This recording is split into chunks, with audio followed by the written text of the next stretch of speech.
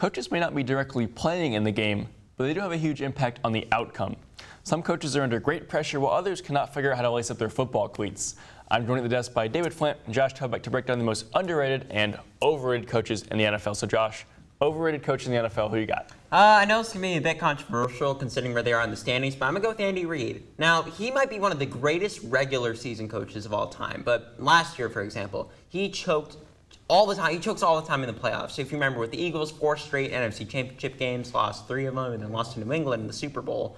The Chiefs have had the roster to make a Super Bowl run for a long time, but Andy Reid runs out of creativity when he reaches the playoffs. I mean, the Chiefs are obviously, going to at least make the playoffs at this point. The Chargers could sneak up and win their division. But Andy Reid just runs out of tricks in January, and I feel like it's going to bite them in the rear end. So you got some good points there, but I think Mike McCarthy is the obvious choice for overrated coach. Green Bay, ever since McCarthy has been there, has lived or died by number 12. You saw when Aaron Rodgers got hurt with that shoulder, the Packers just tanked. They had nothing they could do. They had no answer. And when Rodgers is on, Green Bay wins. When Rodgers is off, they don't.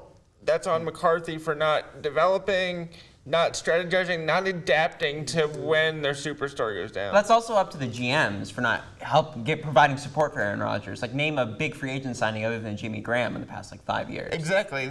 But that's also part of the head coach's duty is who do you persuade the ownership and the general manager to try to go get? It almost seems like kind of wasting Aaron Rodgers' prime, which is unfortunate. David, who's your most underrated NFL coach? Mike Tomlin. Okay. And I say that not because of so much the on-field records, which have been good, but the resiliency of that team and being able to keep the focus on records and getting performance on the field. Obviously, this year, Pittsburgh has the Le'Veon Bell mess that we don't know if that's ever going to be fixed. I mean, they're still doing well, though. Exactly. And that's credit to Tomlin. They had a tough start, played to a tie, and had to really struggle, but they're over 500 again. They're looking like they're going to win the AFC North again. So being able to get past all that and just focus on the wins and the losses, being able to get wins no matter who's really running the ship, that's a big credit to Mike Josh, who's your most underrated coach? I mean, I was going to mention Mike Tomlin's probably a Hall of Famer, though. 2 Super Bowl appearances, being able to keep that Steelers team afloat. But I'm going to go with Sean Payton, someone who's kept the Saints relevant for the past 13 years. I mean, here's a guy who basically got Drew Brees in his first year and has basically made them a contender every year. Won a Super Bowl, probably going to make it to another one. He was one missed play away, one missed tackle away from demolishing the Eagles and making a Super Bowl run last year. So the fact that Sean Payton's been able to build through the draft, like 2017's draft is one of the best drafts in recent memory. The fact that he's taking risks by trading star players like Brandon Cooks and getting rid of Jimmy Graham. I mean, these are trades and releases that players would never make. But right, so that Brees-Payton relationship is one of the best in football up there, Absolutely. I think, with Brady and Belichick. Mm-hmm. Last question, Josh. Coach should be fired. Who should be fired? No brainer. Jason Garrett.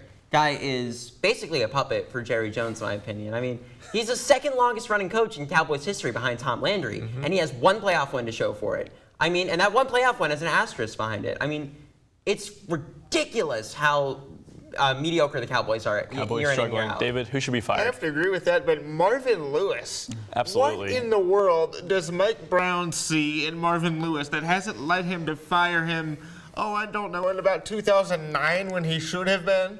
He's been there since 2003 and has never made it past the wild card round of the playoffs. What in the world are the Bengals waiting on?